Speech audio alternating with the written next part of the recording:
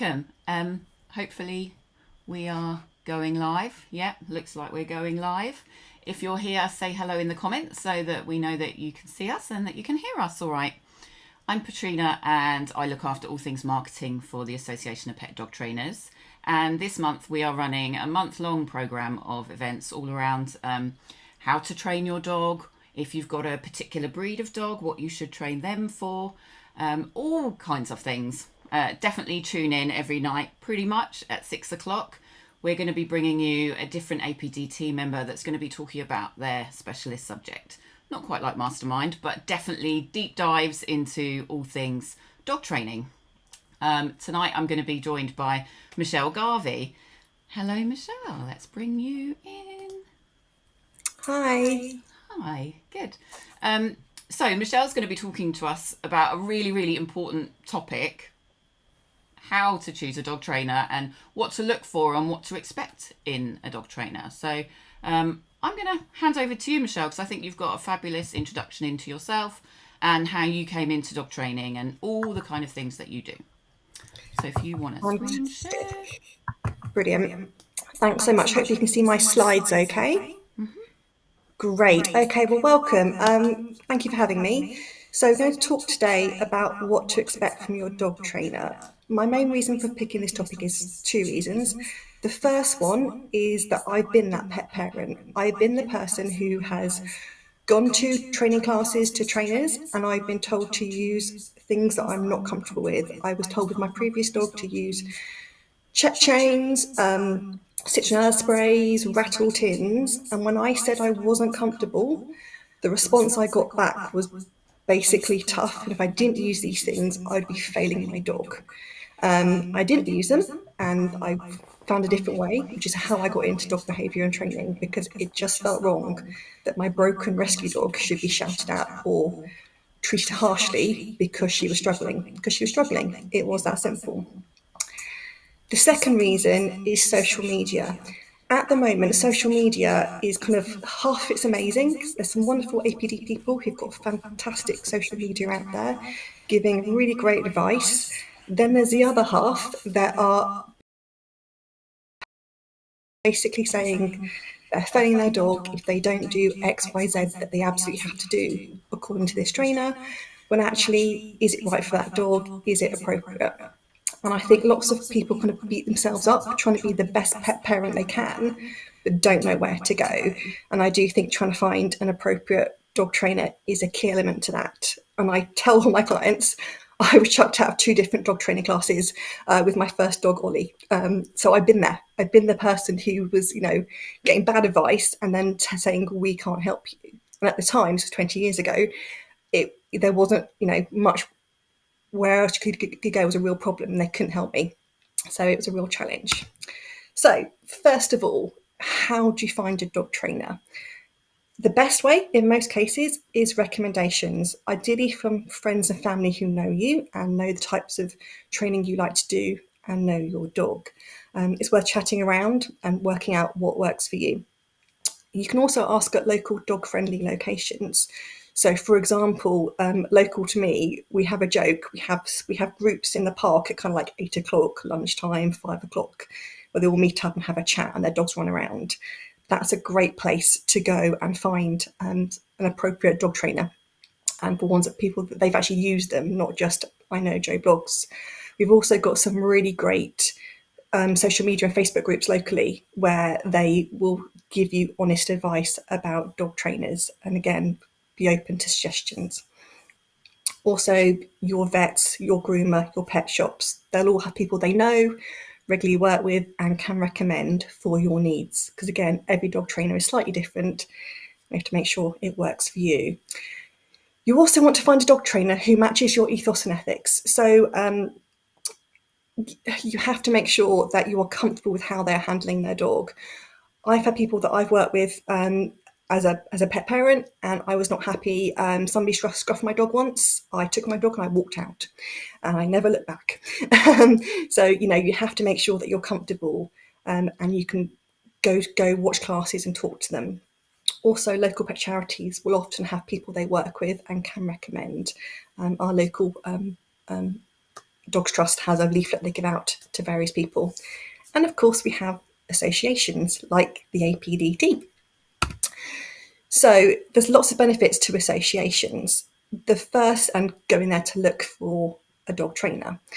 Most associations, companies or organisations will actually have a find a trainer section, so you can put in your location and find a trainer nearest to you, as well as what that trainer covers. So for APDT, it has everything that people do, whether it's like pet dog, puppy, agility, gun dog, etc. They have people's specialisms. So the APDT has a code of practice where we don't use harsh methods, we don't use equipment that could be used in an aversive way. So things like we don't use choke chains, prong collars, spray collars, or anything like that. So if you go to an APDT person, you know they are not going to use those methods. Some organisations will allow them, they don't necessarily encourage them, but they will allow them. So just try and look into the associations and look at the training requirements that they need. Also, what are the entry requirements? So for the APDT, you have to do written work, an interview, and a practical exam, and it's rigorous. It's a rigorous association to get into. It's one of the reasons why I picked it initially, because it had really stringent criteria to get into. There's also CPD requirements. So for the APDT, it's 15 hours per year. I think most people do a lot more than that because we want to keep on learning and keeping up to date with our methods. Again, lots of dog trainers will keep up to date with the current methods of training, and that's really, really important. It's not, I've done a course, I'm now fully qualified. It's okay, how can I keep improving? How can I keep moving forward with dog training? Because it is evolving. I did my FdSc back in 2011, and it's, things change, so you have to keep up to date. With an association, you've also got an ability to complain. So if perhaps someone handled your dog harshly, you could then write in and say, I'm concerned about this member, why has this happened? Whereas if you didn't have someone from an association, you don't have that comeback. So something to think about if you are looking for a dog trainer. So this is things to expect from your dog trainer. Now, qualifications aren't absolutely essential. So I know some amazing dog trainers who don't have any qualifications but are still really well read, and they do lots of training courses, but they aren't necessarily official qualifications from awarding bodies. They're still amazing. However, if your dog trainer has qualifications, you can look at the level, who's issued the qualifications, and the awarding bodies. You do have to look at some people can go on a day course and go, I'm a dog trainer, which isn't really ideal, but others spent years of training to become a dog trainer. So look at different levels of training qualifications that your dog trainer will advise that they've got. In, I think, 14 years, I think I've been asked twice for my certificates, which is a real shame because, it was a lot of effort that gone into those, but it's a good question to ask your dog trainer. And relevant experience doesn't mean they've had dogs all their life. I see this a lot on people's websites and people's social media. Having a dog does not make you a dog trainer. It's an element, it's part of it, but it is not the be-all and the end-all. So, who do they work with? What's their experience? How long have they been training professionally? Do they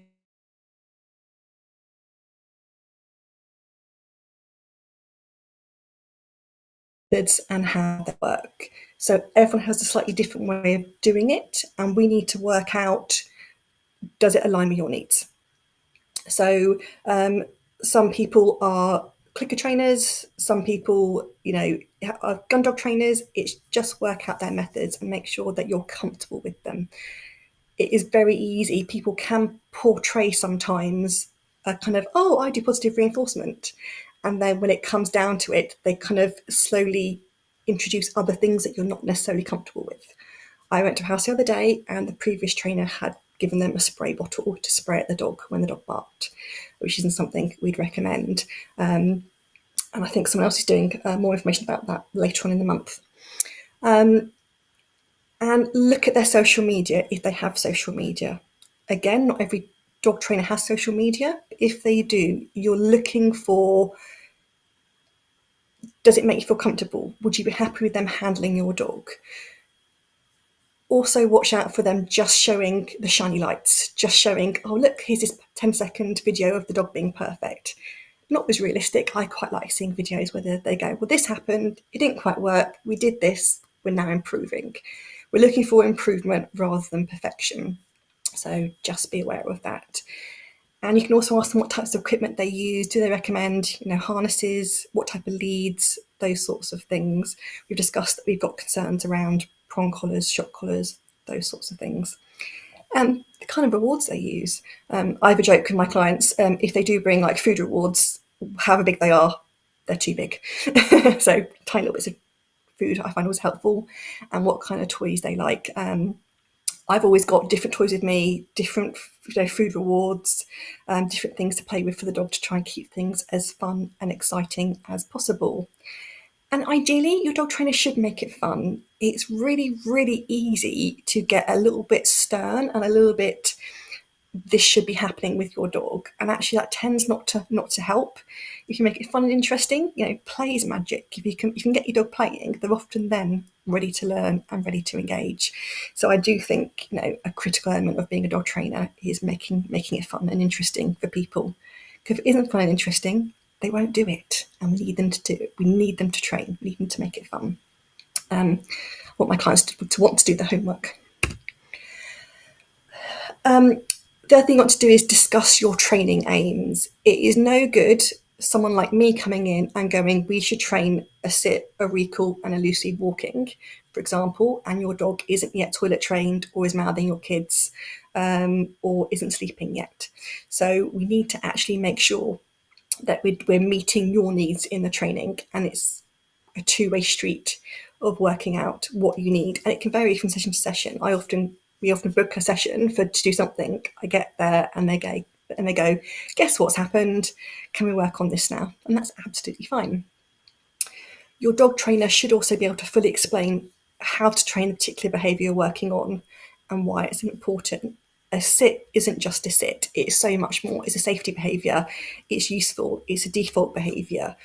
And you can train it in so many different ways, and we have to find that way that suits them. Ideally, they should be able to demonstrate how to train. So you can see their movements, what they're doing, and how to handle your dog. That isn't always possible. So, for example, I've got some clients with some very nervous dogs that I can't handle because they're still learning to get to know me, and that's totally fine. It's an absolute privilege when a dog actually lets you handle them when they were previously very, very nervous of you. So we're giving them time to be able to talk through what's happening. And notes are always helpful to back up your learning, to give you notes of what's happening, so you can look back and see what you covered in that session. I love it when I go to someone's house and they've got my notes up on the notice board or on the fridge for the kids. That's amazing. I love that so much. It means that everyone knows what they're doing and they're all working together. And training should be adapted to your needs and the needs of your dog. So that might mean you've got an injury, we have to adapt the training. It might be your dog's in season, we'll have to change the training. So it really is an evolution that suits you and your dog. It isn't we do X, Y, Z and then we go on to A, B, C. It is all about mixing up things to suit your needs. And I say it can vary day to day based on what's happening, the age of the dog, and what's happening in your life. Dog training is a bigger picture. It is never just training a behaviour. We also want to make sure that dog trainers are not judging people. I'm not always the first dog trainer my client sees. In one case, I was a sixth dog trainer, and I get told that people basically get judged. A typical one I hear is, you shouldn't have got that dog because of the breed, the age, the high energy, whatever it might be. Well, they've got the dog now. It's too late. How can we help them make their life better with their dog and improve their relationships? Saying you made a mistake is done. Move forward. Let's help them. I've also heard that dog trainers go in and effectively lecture for an hour and don't even touch the dog and just lecture the people on what they should or shouldn't be doing. And there's no two-way street. There's no learning happening. It's just putting people down. And that just destroys people. If you've got somebody, who's reached out and asked for help, and then they basically got put down for asking for help, that's not okay. I want to lift up people and make them feel good about dog training. and help them to give them the best dog they possibly can.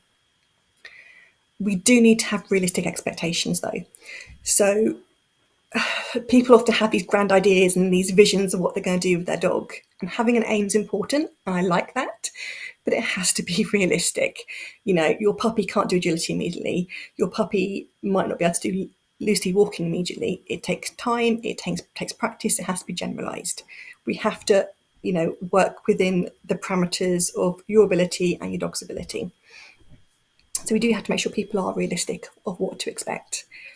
And a dog trainer should also be patient. The client is learning, at the same time the dog is learning. That's a challenge. That is a really, really tough dynamic. It's not like the person can go, right, I'm going to learn how to go and train a dog and then come and train my dog. They're learning together.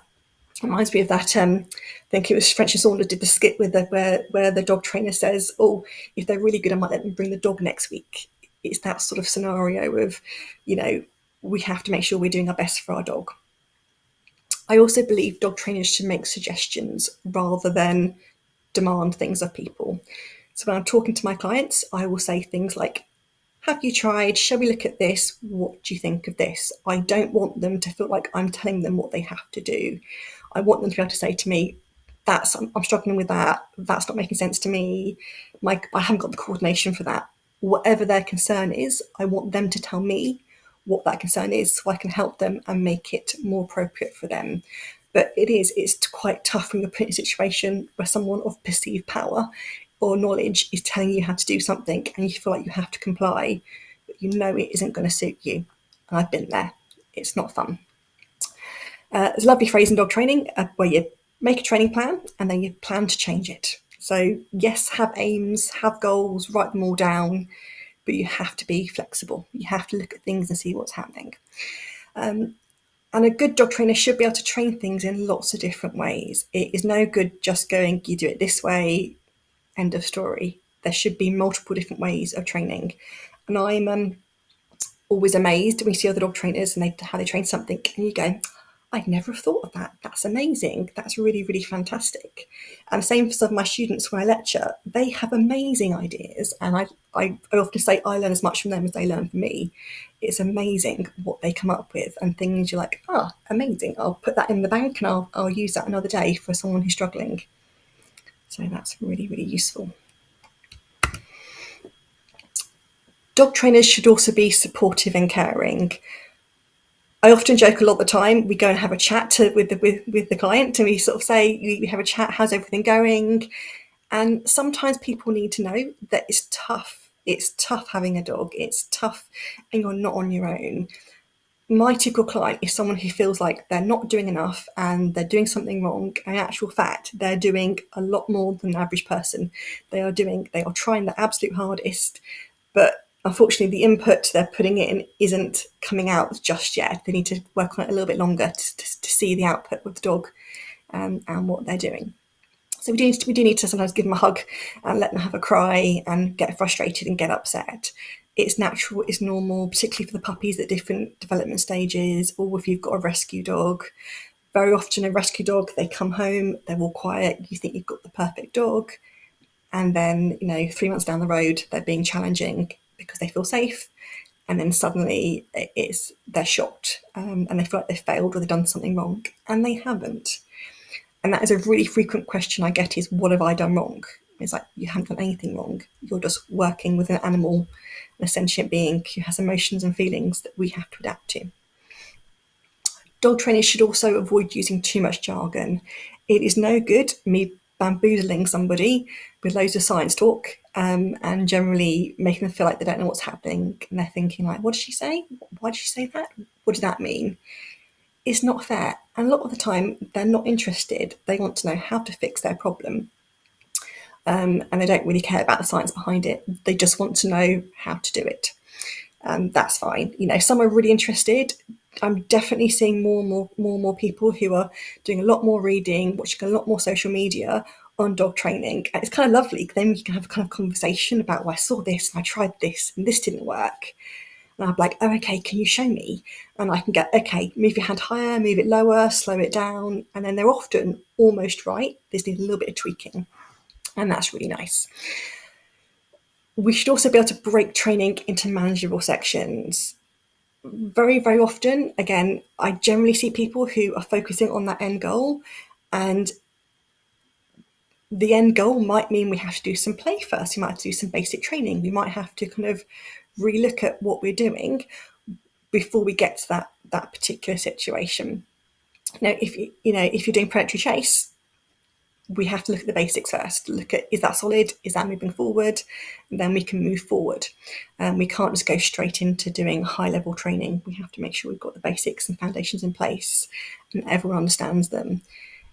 People often think they've got behaviours, and then we ask them to demonstrate. They're a bit like, okay, I'm surprised that's happened, because they expect the dog to be solid and they're not quite there yet. So yeah, it should be slice it up. I call it micro training, just literally small slices of behaviour, broken down into really manageable sections, both for yourselves and for the dog. So it has to be really easy and really doable. Otherwise, it's just overwhelming and too much. I try and give my clients 2 or 3 goals for the week.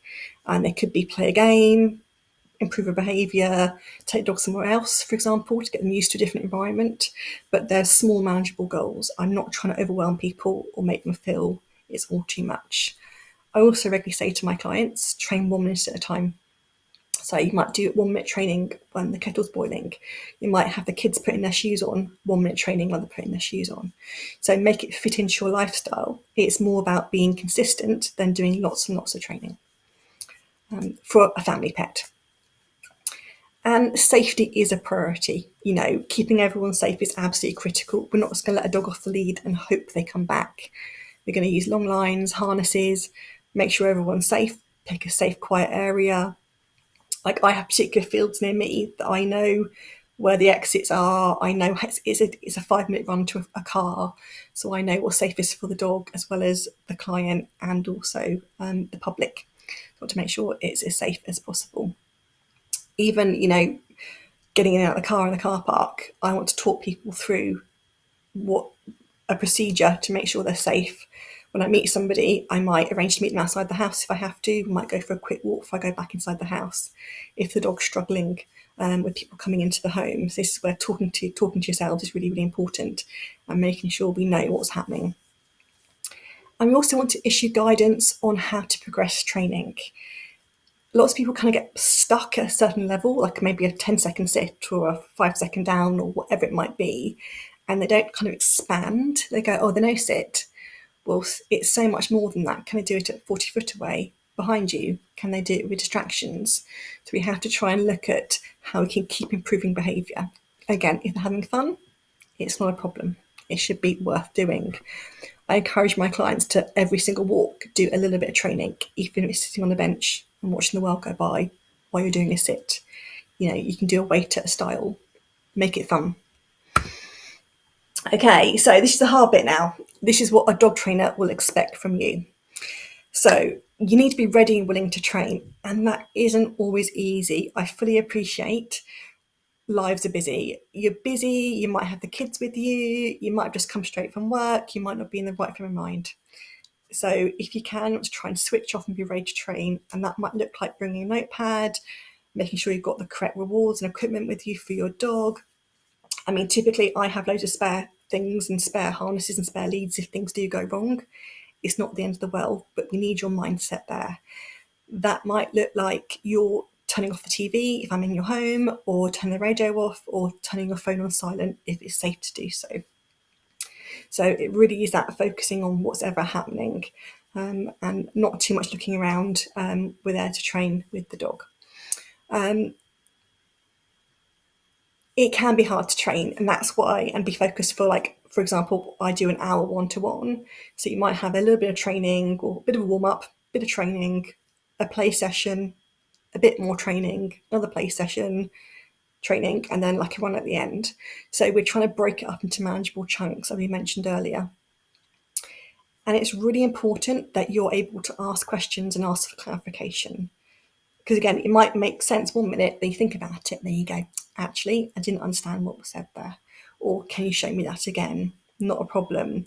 Lots of my clients will ask me to do things again and again in different sessions, and they often say like, oh, you must be bored of me now. And it's like, no, if you want me to go over it again, I can go over it again. It's important to help you learn in the way that best suits you. It's not about what I think, it's about what makes your life easier. And these things all take practice, so it's completely reasonable. And ideally, we want you to keep on training. We want you to keep doing your homework and keep training between classes, between one-to-ones, whatever you're doing with your trainer. One of the highlights of my day is when I see a dog I trained a couple of years ago and they're out and about just being a dog. And you can see they're still being trained, they're still keeping up with everything. That is amazing. And I love seeing that, because that is what we're aiming for. We're aiming for happy, healthy dogs who can go out and, do whatever they need to do based on the guardian's needs. Do they want to be off lead? Do they want to be on lead? It depends on what the guardian wants. And I've said before, you do need to be realistic. What are you trying to achieve here? I've had clients who get dogs for particular reasons, for example, agility, or I get a lot of questions about assistance dog work. And actually, they're not always realistic in their expectations, and I'll forward them on to relevant people. But I will kind of have a chat with them and go, is this realistic? Is it appropriate for you and for your dog? Even like, I know Labradors who don't like gunshots. So, if you wanted to do gun dog work with them, something you have to work with. So, everything takes time. Nothing happens quickly. Nothing happens instantly. It all takes lots of time and lots of practice. And this sounds like an obvious thing to say, but is your dog fit to train? I've had people who accidentally brought dogs to me when they're not very well. One lovely dog, I'm glad they brought them to me, had just been stung in their garden. They brought them to me, and by the time they got to me, the muzzle was swelling up, so I had to send them straight off to the vets to have the sting removed and the vet to deal with the muzzle being swollen. But I'm glad they came to me, because I could say, it's an emergency, go to your vet right now. It might be the dog suddenly develops a limp, then we won't train. So we have to make sure the dog is engaged. Even puppies, if they're sleeping, we might talk about other things around the house. We might talk about sleeping routines or general information the client might want, which doesn't involve training. But I certainly wouldn't make up a dog to do training. They need to sleep, particularly a puppy. So we do have to try and make sure the dog is healthy, well, and happy. So this is a tough one, family. I love it when the whole family gets involved. It's really wonderful, but I'm aware it's challenging for the family. We have to, what typically tends to happen is that one person is the main trainer. I see this quite a lot. So one person comes to classes, comes to the one-to-ones, does most of the training, and tries to involve the rest of the family. And if we're not careful, what can happen is the dog then tends to focus more on that one person, and the rest of the family feels like they're being left out, and then they're less likely to train. They feel like the dog doesn't listen to them, doesn't pay attention to them. It's a double-edged sword, because they're feeling left out, and then if something doesn't go to plan, the rest of the family then might blame the main trainer and say, well, he's not doing that and it's your fault. Obviously, isn't that okay?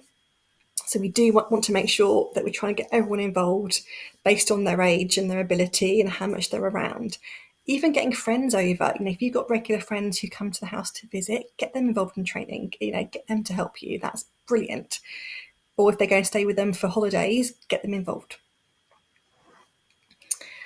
And we have to adapt the training to the needs of the family. So, for example, lots of my families who live in the country, they're like, oh, I don't really need to do loose lead walking. We're in the country, they're off the lead straight away. And I'd encourage them to think about what happens when they go to the vet, they go on a holiday with the dog. So yes, the main focus might be recall and doing off-lead things, but I still encourage them to think about what happens when the dog has to go on the lead when the sheep are in the field. Equally, if we've got a family in a busier part of town, the lead's more important to them. So we have to focus on the main needs of the family. It might be the dog, they don't want them upstairs, it might be they don't want the furniture, or they do. And that's completely up to the family. The family have the choice. It's their dog, it's their rules within reason, as long as everyone's safe. We need to discuss family routines. It's very easy to get into routines that the dog knows. So typically the weekday routine is set for most families. It's, it's school, work, whatever it may be, whatever your lifestyle or family layout is, and the dog knows it. And some dogs will try and recreate that at the weekend, and it doesn't always work for families. They want to try and make the dog as adaptable as possible. We're also going to look at the household layout. Is the food bowl in a most suitable place for the dog so they can eat in peace? Is there a place where they can go away from the young family, from the young children? What's best for that dog?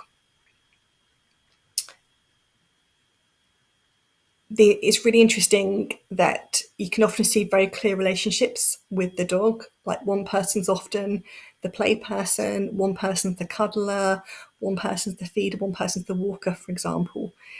And the dog will often behave very differently with each family member, which always amuses me because somewhere subconsciously they've reinforced that behaviour because that's what suits their personality. So that's often quite nice. And also a nice way of involving the children, going, oh yeah, you're the play person. They like that. Yep, great. Okay. So children make fabulous dog trainers. They're really good at learning in my experience. They're great at learning. They're good at breaking things down. And when you got them for the attention span they've got, they're great. We need to be realistic on their age. So, if you've got, under 5, less involved, 5 to 12 is a really good age to get them involved. We're doing like games and training and fun stuff. They're a little bit older. That's great if you can get them involved, but often they're losing interest just because of their age and different priorities to the dog. And I often ask the children, what do you want to achieve? What would you like to do? And they often say things like, oh, can we teach them paw? Can we teach them roll over? And if they're getting involved, amazing. We use short training sessions again for children. I generally try and do 5 minutes at the start and 5 minutes at the end, and they can go off and play or do whatever they want to do. I don't expect, under 12s to be around for the whole session. It's a lot for them. Some can, and some are really involved, and that's amazing, but I just wouldn't expect it. They get bored. Generally, the parents are doing the sit, the down, the stay, the leave, that kind of thing. And we get the kids doing the fun stuff like the tricks and the games, that kind of thing. We also want to know how the children are feeling. It can be a shock. So when you bring a puppy into the home, the children tend to imagine this perfect dog, this teddy bear, or this dog who's going to be absolutely perfect straight away. And then you get a velociraptor in a fur coat who doesn't sleep and messing everywhere. And they will nip, they will catch children. It's going to happen. It's a part of being a puppy. So we have to try and make sure the children are feeling okay. They're not feeling left out. They're not feeling pushed aside or overwhelmed by things. And try and explain to them that the dog is growing up and we have to help them make better choices. So things your trainer wants you to know. Well, this is my point of view anyway. Training never stops. It's a lifelong journey. My dog's 15 and a half and we still train him every single day. Now it's more things like doing stretches and movement to keep him supple. But it's a daily occurrence. It should be a fun thing to do with your dog, and it shouldn't be a chore, hopefully. If we're doing our job right, it shouldn't be a chore. And it isn't about obedience, it's about your relationship. Your dog relationship is a magical thing. They want to make sure you're getting the best out of it. We don't care about how tidy your house is, what you're wearing, as long as you're safe and comfortable. If you bring flip-flops to class, I will remind you not to wear flip-flops, to bring trainers next time, or bring like hiking boots if that's more appropriate. And we don't care how children behave within reason, as long as they're not prodding the dog or poking the dog or anything. Kids are kids, and we understand that. Almost every family house I go to, they say, sorry about the mess, sorry about the kids' behaviour. And it's fine. It's not an issue. We accept it. So, and it's every family. It makes me die every time they say it. So, things to remember for you as pet parents. Trainers make it look easy. They've done it a million times. It's no effort to them. It's autopilot. They're just doing it. So don't worry about it when they make it look easy. I regularly have to apologise to my clients when they go, how have you done that? Why have you done? And it's like, I'm novel, I'm different. That's why the dog's paying attention to me. When I'm around, it's training time, and they know it's training time. So it's a little bit different to everyday life around the house. So the dog knows we're here to work. So that's a very different mentality, just mooching around the house. And most dog trainers can get your dog to do most behaviours just easily. Just done, it's there. Because they're so practiced at it. We are not vets. So if you ask us a medical question, we will probably refer you to your vet, unless it's something like first aid or something minor. I have people ring me up to ask me medical questions, and I have to say, if you're concerned enough to ring me, you should be ringing your vet if it's that urgent. So yeah, please refer to your vet. And we need feedback on what we're working on. We need to know how you're feeling, what you're doing. Don't just stand there and nod. What do you want from us? What do you need? You know, we have lots of different ideas. We might go in with an idea of what we're training for that day. And if you suddenly tell us something different, we can adapt. And that's fine. So most dog trainers don't actually train your dog. There are some exceptions. So people who do walk and train, some people who do residential training. But even those trainers still need you to go home and do the homework and continue the training. So we are talking you through what you need to do to make your dogs, to keep on going with the training. And it really isn't about us, it's about you and your understanding. There can be no egos in dog training. It isn't about egos, it's about your dog and your relationship. I've said before, by focusing on creating the best relationship you can have with your dog, because they're not here for long enough, and it's really, really sad. We might have to tell you some hard truths. So that might mean you want the dog to be off the lead, but they're not ready to go off the lead yet. It might be you're not reading body language correctly. It might be you need to be more aware of certain things. It might be you have to have a child gate because your child's a bit grabby. It's those sorts of things. Don't take it personally. We're just trying to keep everybody safe. And obviously we're trying to say it in a way that you feel comfortable with. Okay, so a little bit of things to be cautious of. Not always, but just be aware. So guarantees. It is really hard to guarantee anything in dog training because your dog is a sentient being. And there are lots of other factors, things like how much training you're doing, how much effort you're putting in, how you're training, how your dog's feeling, age, etc., breed. So very hard to give guarantees. So watch out for that. And also set time frames. I can fix your dog in 7 days. You don't go to a therapist and get cured after 6 sessions. That's not how it works. It's an ongoing experience for you and your dog. People also tend to label dogs. So, and again, this can be pet professionals. So if your groomer, etc., says, oh, your dog's aggressive, ask them what they mean. People can get frustrated and annoyed when dogs aren't complying with what they want them to comply with, and then they label the dog out of frustration or panic. So when someone tries to label and says they're aggressive, they're out of control, whatever they're saying to you, please ask them to describe the behaviour. What do they mean by that? The amount of times I have people say, oh, my puppy's aggressive. They're a puppy who's in the nibbling stage. They've just got really sharp teeth. And watch out for people suddenly sort of slipping in equipment you haven't agreed to. We'll just try this, we'll just try that. If you haven't agreed to it, you're not comfortable with it, put a stop to it. And rough handling. It's amazing how many people can lose their cool and then get quite handsy and quite rough. Because they're having a bad day or whatever it might be. It isn't okay. As I said to you before, my dog got scruffed by somebody and I walked out of took my dog and walked out of the ring. I was not going to have my dog scruffed by anybody. So, do not allow rough handling of your dog. And watch out for outdated terms, things like alpha, dominance. Ask them what they mean by it. Just be aware, it's all been disproven. What are they trying to tell you? And your dog shouldn't be getting stressed during the session, ideally.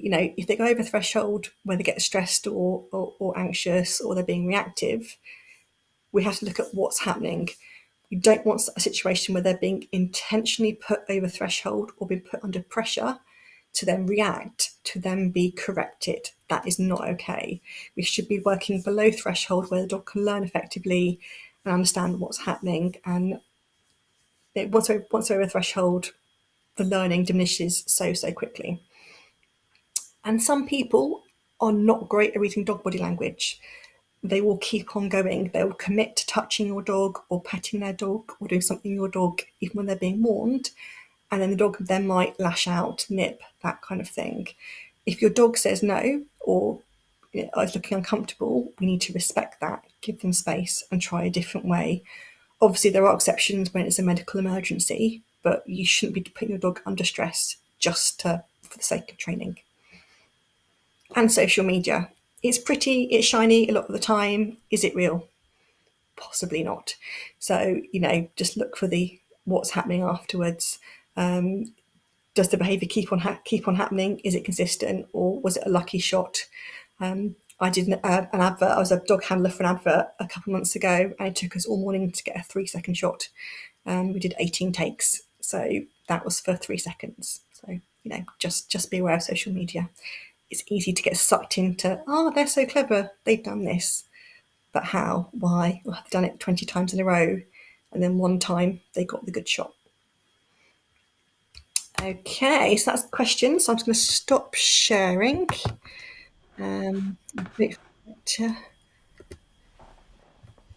Great. Fantastic. Can you hear me all right?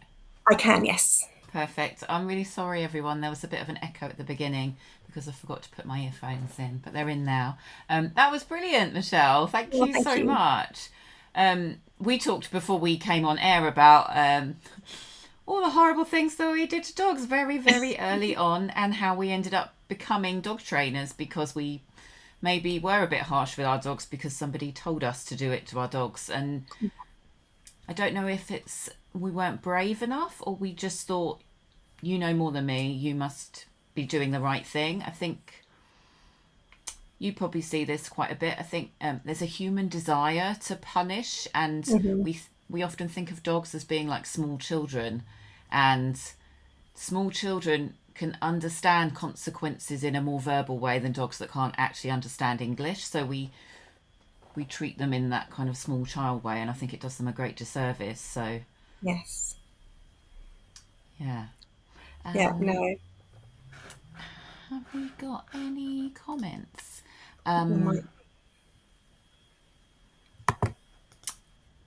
So be positive. Can we pop it up on screen?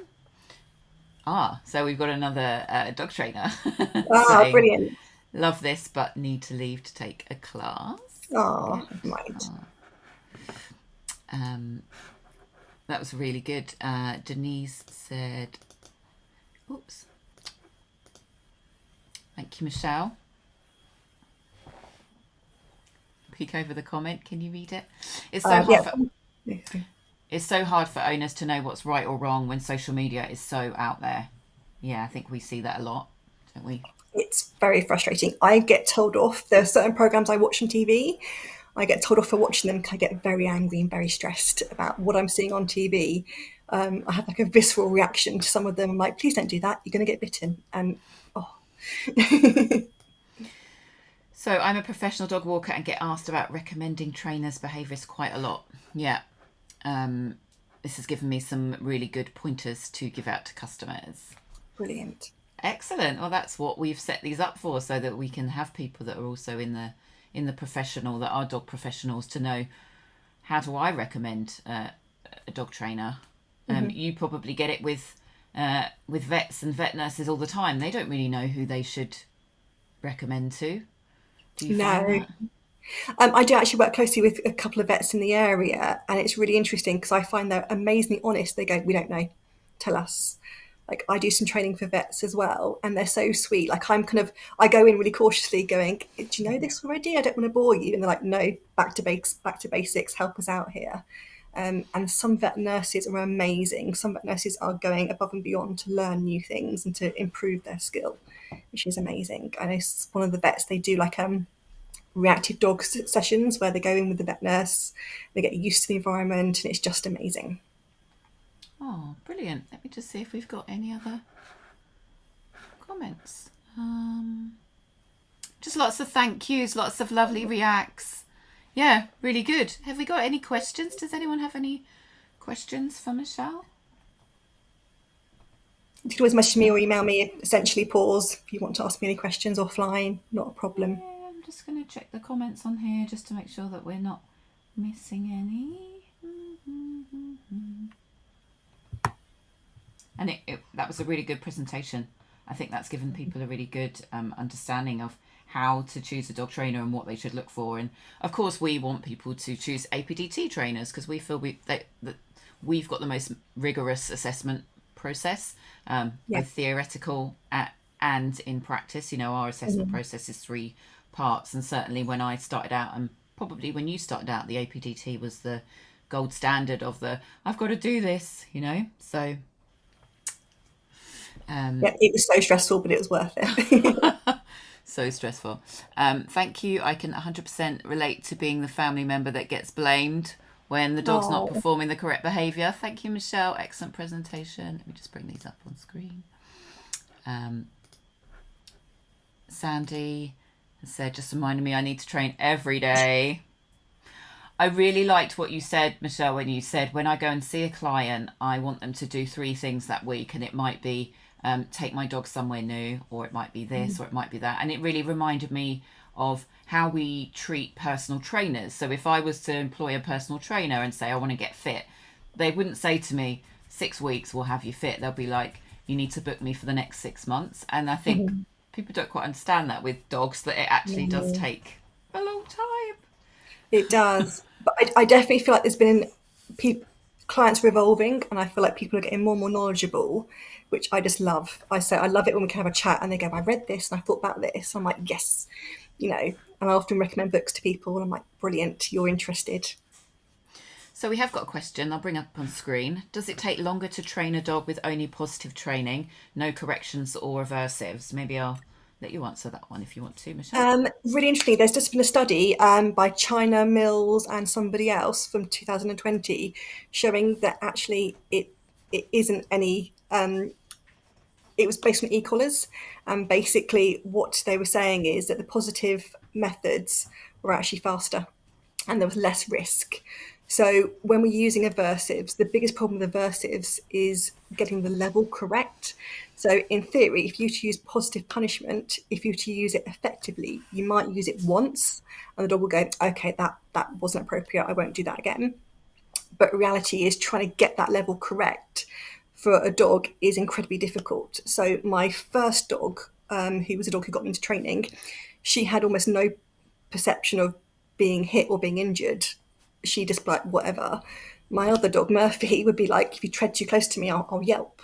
So, you know, there's such different characters. We have to look at them being so sensitive. Like I know dogs where if you say, get down, they wet themselves.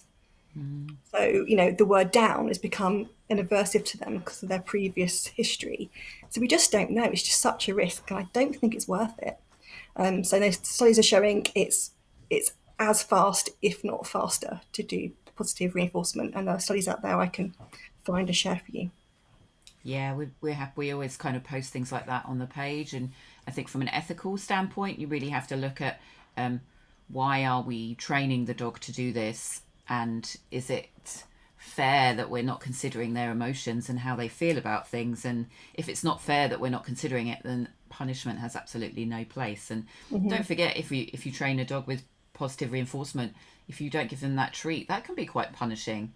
But it's very different to using physical punishment and aversive methods on a dog. So yeah, I think the UK is generally being quite progressive, and Europe certainly is. I mean, there's lots of countries in Europe that have finally banned e-collars now, which the UK still haven't quite managed to do. We were so close. Brexit ruined it. We were so close. So annoying. So hopefully we will get there. Absolutely. Anything else? How to help people understand that lots of the dog training programs on TV use very old techniques and methods. It's a real challenge because you don't want to badmouth other people, because they normally have good points and bad points, and also you don't want to give them more attention by drawing to attention what they're doing and giving them more press and more that sort of thing.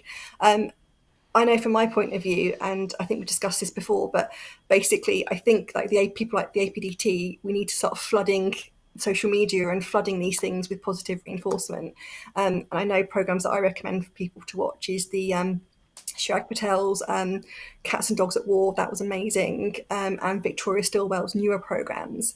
There are some really good people out there. There's like Kiko Pup and that kind of thing on YouTube. There's lots of amazing people out there that you can watch. We just have to support them and encourage them, and make sure we're saying good job. Yeah, and I think also that the problem with it is that it's not sexy. Yeah. Basically, positive reinforcement training doesn't come across as wow. Oh, the drama isn't there the same, because you're not putting a dog over threshold all the time, and you're not asking them to practice behaviour you don't want to see, and it's very much about the person, but it is about positive trainers keep on chipping away, keep on telling people we are good at this. This is what we do. These are our results, and you keep on doing that. And it's all about the membership coming together and putting that out. There's a related one about that here. How to get that information out to dog owners, and it is through getting involved in events. It is. And actually there's a really lovely it's called the Toby Project, and it's a lady who isn't a dog trainer, but she's got a lot of help with her rescue dog, and she's had like a journal of her journey every single day for the last couple of years, and I recommend it to my clients quite a lot, because it's a real person with real challenges, and I love that. It's like you say, it isn't sexy. It's good days, it's bad days, it is what it is, and it's a journey, which is a really naff cliche.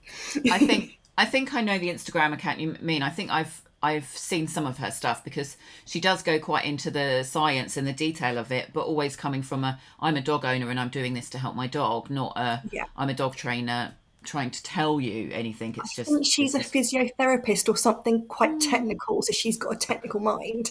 So yeah, it's really interesting, and it's a really useful one for my clients when they're feeling a little bit low. You're not on your own. yeah. I think one of the things I do for my clients is we have a reactive dog group where we meet up on a Sunday morning, but once a month, and we just have kind of tea and sympathy. Like, how's it going? What's going well? What isn't going well? And how can we help each other? I think there is that support. It needs to be a supportive environment. Oh, that's lovely. Yeah. Laura Dungeon Ornelas, sorry, I hope I'm saying that right. Thank you. My community has many traditional trainers, and trying to educate the public on how to choose an ethical modern trainer is difficult. Possibly that also depends on where you are in the world. Yeah, there are other countries which are still quite involved in punishment-based training, so it's tricky. Yeah. No, it's a challenge. I'm very lucky near me. Most of the dog trainers that I know near me are amazing. And I know if we interchange clients, it almost wouldn't matter too much, because you know roughly what page they're on, which is really, really handy. So I'm very lucky where I am. Excellent. Yeah, she said I'm in the US, so there are things that are coming about. You've got your Pet Professional Guild. You've got quite a few organisations now, like even the Certification Council of Professional Dog Trainers are bringing in a more of a LEMA based approach. So that should be, if anyone doesn't know what LEMA means, least invasive, minimally aversive. So sort of start at the bottom, always start positive. It's not ideal, but it's better than straight in. The problem with all the labels, though, is they're so misleading. I was debating putting this in the presentation about like balance trainers, force free, because they're all labels again, and you're never quite true to the label. So you might be more one way to the other. So there's often a conversation where there's within balance trainers who use all methods available to them. That some are much more on the compulsive basis, but majority of them are much more towards positive reinforcement, and they're not. It's kind of, as you say, they work up, but they can be misleading, all the different labels. Yeah, great. I don't think there's any other questions there. Great. So we will end there and let people have their evening back. But I hope they've enjoyed it. I've loved having you on. It's been a great start to the month. Do you have any final thoughts, Michelle? Anything you want to say? No, I mean, my view is always about the pet guardian. You know, what do they need? What the dogs need? So that's what I'm always asking myself. And I do think we just have to look at it from that point of view. We can get lost in different labels and that sort of thing. So my aim is about families, their pets, and making their life generally better. So that's what I think we have to work towards. Excellent. And Michelle's details are in the description if you want to look her up. If you're in the Sussex. Sussex, that's right. If you're in the Sussex area and you're looking for a dog trainer or behaviourist, you can contact Michelle at essentially Paws, or find her socials as well in the description and go and give her a follow.